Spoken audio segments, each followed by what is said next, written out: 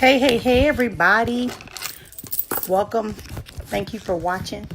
I'm posted in this group in particular because we are all of an age where either we just missed the Jay-Z thing or we have come into a space. And so I really want to have a conversation. We came into a space after we learned about it, because before there was Beyonce, there was Jay-Z, right? The Jay-Z, the rapper. So I want to talk about that a little bit today, and I want to talk about the significance of him becoming a billionaire with a B, right? I want to talk about what type of things happen to put him in that position, to make it possible for him to be able to have $1 billion net worth, WORTH. And I want to think about what can we learn from this experience, because I'm going to be honest, Jay-Z was not one of my favorite rap artists to listen to. He wasn't.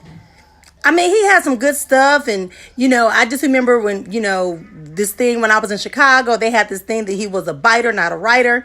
And he bit a lot of the lyrics from Biggie, and he said it was his way of playing tribute. And, he got a lot of information from a lot of old school rappers, right? A lot of his beats were mixed up. And I'm just saying, yeah, I'm a hip hop head, okay? I'm a hip hop head. That was my era. But I think we can learn a lot. Hey, Kathy, I think we can learn a lot from the Jay-Z billionaire status. I think this is the first time when we can really understand that it's possible and even plausible for us to begin to take on a new view and habit of, we could be a billionaire. People talk about millionaires. We've already know we've been millionaires. If you made $20,000, for 50 years, you made $1 million. If you work 20 years and make $50,000, you've accumulated that, right? If you take into account your equity in your homes, your cars, and all that stuff, us all could probably get close to that amount. So I'm only going to take another 5 minutes to say this. So I went to XXL magazine, and XXL magazine talks about how he got there, right? So I'm gonna call off some names. So Armand de Brignac, he's got cash and investments. They took in this thing called the Uzi, Tidal, right? Rock Nation, the music catalog, artwork, as well as real estate. So listen, how many of us think about that? He's just not getting it all from Rock Nation. Anything that Rock Nation, they said it's like 75 million just from Rock Nation. 310 million from Armand de Brignac. I know I'm killing the name, right? He has like 210,000 in cash investments. And it goes on and on and on and on. So I remember when he wanted to buy the baseball stadium out in New York, because they were going to tear it down, and he was trying to get people to generate he wanted to buy land and buy that stadium because he knew the regentification that was happening in that space. That brother, look, let me tell y'all something. Street sense put with the right components will give you survival. And not many of us, unfortunately, are able to buy into and pull into, I feel it coming, so hang on, I'm going to sneeze in a little bit, are not able to really pull into this whole conversation that says we can have economic security. And even if your economic security is only to make sure that you can have all your bills paid, a little money to spend on, splurge a little bit every now and then, if that is your quest, I think that this diversification that we see, cash and investments, how many of us are investing on our own? How many of us are taking, now they got all this Bitcoin. Now they also have investments that allow you to do fractional shares, ETFs, right, of stocks, where you can pay as little as $5 and get 0.01%, or, add up to 1% or 3% of a stock value. Yeah, it's going to be dollars, but just think if you put $100 into a stock in a fractional share and the return is 50 cents. So that's 50, come on now, do the math. That's a little bit of something I want to talk about. But anyway, I got 2 minutes left. And the last thing I want to say is that, can we look at our own wealth? What message is Jay-Z silently saying to the masses. He's also looking at doing things for recidivism for prisoners. He's also looking at how he can embrace other people that are trying to become economically sound. He's really silently living his life in a way, hey Dana, he's living his life silently in a way that allows us to see the power in economic development of wealth building, not looking rich.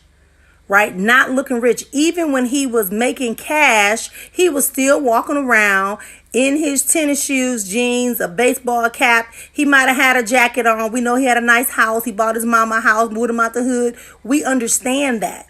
But there's a mindset that must go when we're going to start looking at what wealth is for our people. And this is called the African Center for women, right? And we're trying to build some things. And I think if we don't start having these conversations for real, because it's easy for us to run out and spend our checks. And just like I talked about on Saturday on my program with one of the co-authors of this new book that I collaborated with, we talked about why people giving their refunds away. And I posted about that. I've been talking about refund, not giving you a refund, not waiting for the refund.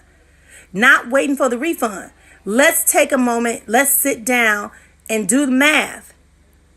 Look and see what your tax bracket is going to be for. That's why at the end of your taxes, they ask you, do you want to pay anything forward for the possibility that you might owe taxes? So I'm just saying, hold on, y'all. I got to put a little juice on here because I'm on my cell phone instead of the computer today. But yeah, the possibility of you having wealth in your home, the possibility of wealth. I'm gonna pause. There it is. The possibility of creating wealth. That's what it's about. Hey, Jorina, how you doing? Long time. We're just talking about Jay-Z and how Jay-Z was able to do it. I'm gonna see, can I pull up this picture? Get it up. It takes me away, so I ain't gonna play with it. But I was walking through. They said 310 million of his 1 billion is in something called Armand de Brignac. He's got 210 million in cash and investments. He's got another 40 million from the Uzi. He's got Tidal. He's got Rock Nation. That was 75 million. So Rock Nation is just not a record label. Rock Nation is a brand, and it is a management company, and it is an investment company. I'm telling you, right? His musical catalog is like 40 million. He's got art that's worth like 24 million. Then he has real estate investments. So it's about the diversification of tools that's going to get us closer and closer. We already been a millionaire. If you make whatever you make, divide whatever your annual salary is or income is, divide that into 1 million and see how many years it takes for you to get there, or how many times, I should say, does it take for you to become a millionaire.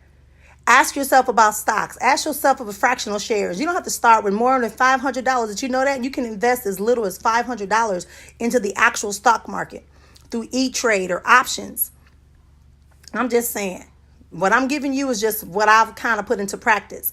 You know, send yourself some money every time you get paid. If they can take 20% out for taxes and you can take 10% to your charity, then don't you think it's good for you to take 10% for you?